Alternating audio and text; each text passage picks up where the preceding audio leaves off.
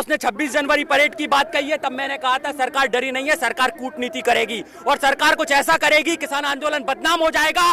और मैं आगे के लिए भी आपको सजग कर रहा हूं। अब एक और बात चल रही है खालिस्तान के संग आतंकवाद की, मैं देख लेना, आप इस बात को नोट कर लीजिए। इजरायली असेंबली के पास धमाका हुआ है और ऐसा ना हो ये साजिश फिर रचे और कई आतंकवादी इस आंदोलन में पहुंचा के इस आंदोलन को खाली करवाने की बात करें, ये कहें कि आतंकवादी इसमें कूद गए हैं और यहाँ पर ये गोलियां बड़ा चलाने का प्रयास ना करें, क्योंकि ये किसी भी तरीके से इस आंदोलन को कुचलेंगे। उसके पीछे कारण है क्योंकि वर्ल्ड बैंक से इतना कर्जा ले रखा है, मोदी ने इतना कर्जा ले रखा है कि पूरा देश बेच दिया, पूरा देश बेच दिया। आज पूरा देश बिक गया है, कुछ नहीं बचा आप लोगों के पास। अब बची है तो सिर्फ मातृभूमि। अगर मातृभूमि को बचा लिया तो सब बच जाएगा, नहीं तो आपके घर के बीबी माओ की अस्मतें लुटने वाला वक्त आ गया है। जरूरी है आज एक साथ खड़े होना, नहीं तो मोदी इनको भी बेच देगा। और इसने तो कहा था मैं फकीर हूं, झोला उठा के चल दूंगा।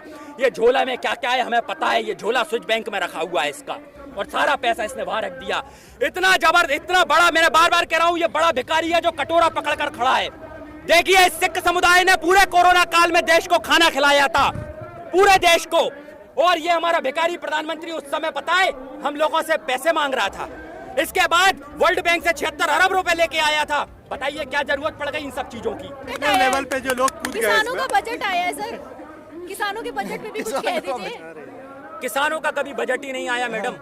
किसानों का तो जब आया ना, तब एक प्रकार से उनका दोहन करने की नीतियां आई। ये बताइए ना, कृषि बिल इसीलिए तो लाया गया है। कृषि बिल का आप पहला चीज तो समझ लीजिए, जमाखोरी। जहां पर ये पहला जो कानून है वो आवश्यक वस्तु अधिनियम 2020, ये जमाखोरी को बढ़ावा देगा। और 1955 में जमाखोरी अपराध होती थी और अपराध को जो बढ़ावा दे वो अपराधी होता है। तो मोदी कौन हुआ? अपराधी हुआ। अपराधी तो आप लोग भी हैं। 26 जनवरी को सब गड़बड़ कर दिया सर, आरोप है आप लोगों पर।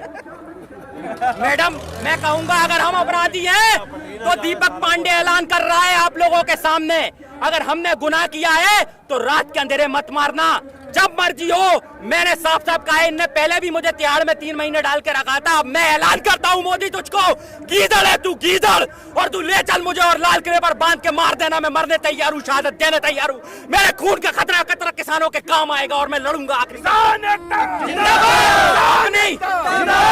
अपनी सांस की आखिरी लय तक इस काले कानून को वापस कराने के लिए लड़ूंगा। और आरएसएस के संगी जंगी समझ लो, तुम्हारी नेकर उतर जाएगी अगर हमने गोरिल्ला वॉर कर दिया तो। ये गोरिल्ला वॉर भी पढ़ लेना, एक छोटी सी किताब पढ़ के मत रहो। 4 लाख तो संभाल ना पाए आप लोग, 40 लाख संभाल लेंगे क्या?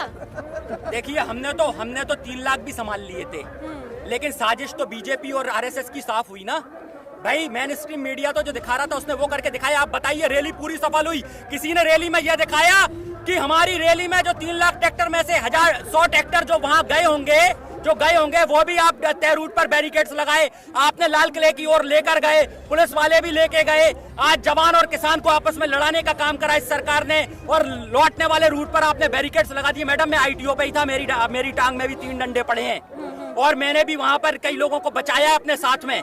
इसके बाद में 2 दिन क्या कहते हैं वहां से आया नहीं था। और ये मैं फिर आपको साफ लफ्जों में कह रहा हूँ, हिंदू बनाम सिख करने का पूरा प्रयास था। गोली भी और डंडे भी बिल्कुल सिखों को देख के ही मारे इनने।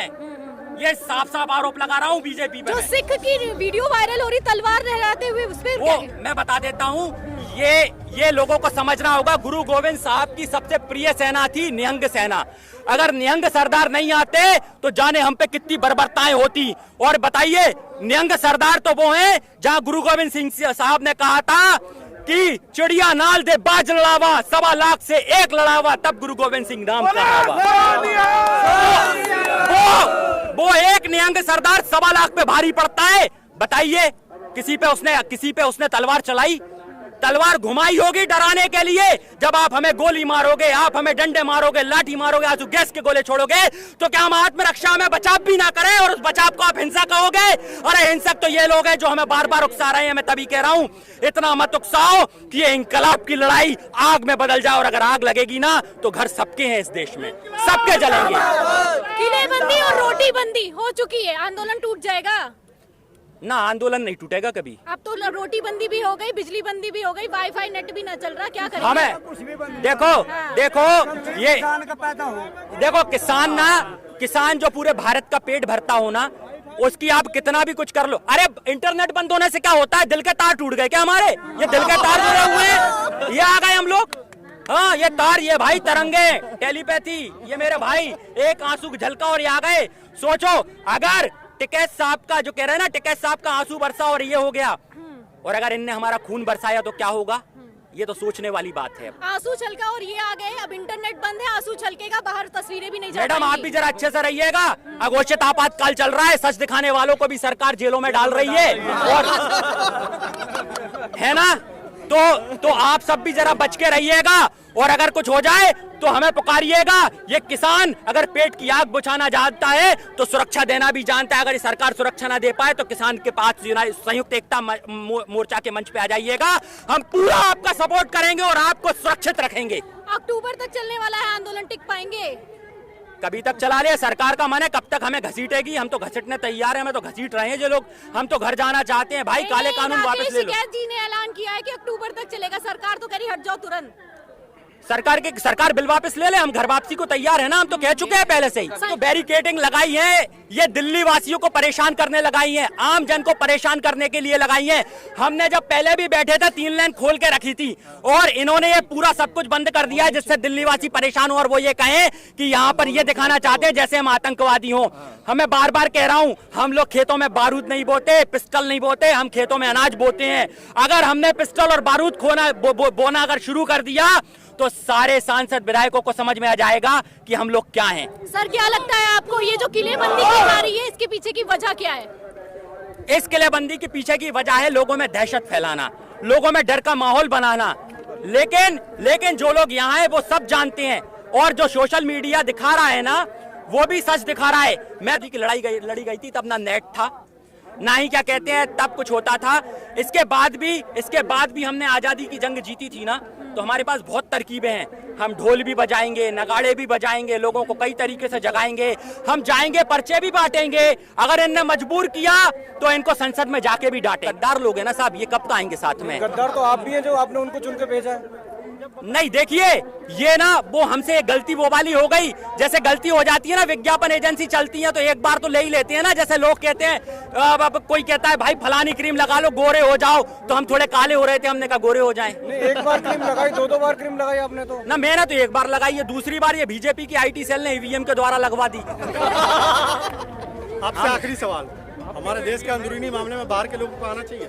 बिल्कुल आना चाहिए, क्यों नहीं आना चाहिए? जब आपके घर में आपके ऊपर घरेलू हिंसा हो रही हो तो आप तो खुद जाओगे निकल के। अब तो लोग खुद आ रहे हैं सपोर्ट करने, अच्छी बात है ना।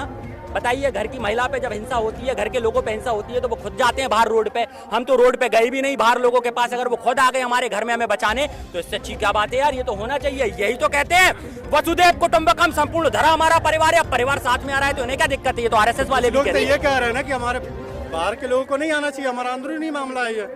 अरे अंदर के लोग हैं जो विदेशी, रिहाना ने ट्वीट किया तो अंदर के लोग, कंगना ने फिर कह दिया आतंकवादी देश बेच रहे चीन वालों से। उसको विदेशों में फिल्म नहीं मिल रही है इसलिए कर रही है वो ऐसी सब बातें।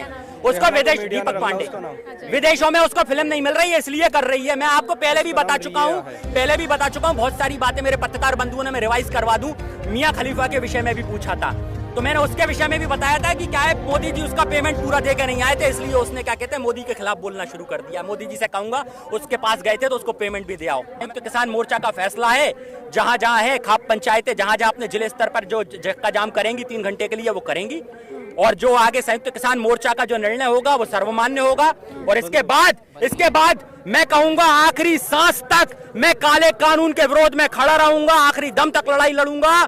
और जब तक ये काला कानून वापस नहीं हो सकता तो मैं तो वो क्रांतिकारी हूं कि आखिरी दम तक इन्हें चक्के चटा दूंगा और इनको इनकी नानी याद दिला दूंगा। और गोरिल्ला वार भी करना पड़ा तो मेरे पास इतनी टीम है, गोरिल्ला वार कर। 26 तारीख की कॉल थी कि 26 तारीख की रैली के बाद सबको कहा गया था कि जो जाना चाहें वो अपने घर कुछ दिन होकर आ सकते हैं। इसीलिए सब लोग उस समय 26 जनवरी की तैयारी में बैठे थे और चले गए थे।